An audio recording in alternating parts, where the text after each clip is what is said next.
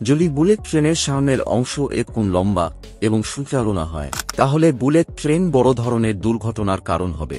যখন জাপানে প্রথম টোকাইডো শিনকানসেন বুলেট ট্রেনটি তৈরি করা হয়েছিল, তখন ট্রেনটির সামনের অংশ এরকম লম্বা আর সুচালো ছিল না। তখন বুলেট ট্রেনের গতি ছিল ঘণ্টায় সর্বোচ্চ 220 কিলোমিটার। কিন্তু এই বুলেট ট্রেনটির একটি বড় সমস্যা ছিল।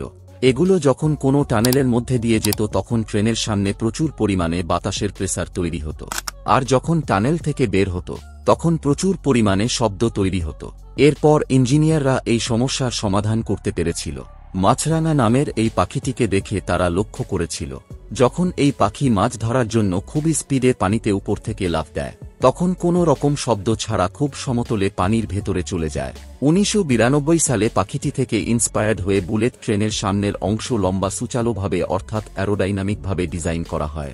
এর ফলে সমস্যা সমাধানের পাশাপাশি ট্রেনের গতি ঘণ্টায় 220 কিলোমিটার থেকে 70 কিলোমিটার পৌঁছাতে সক্ষম হয়।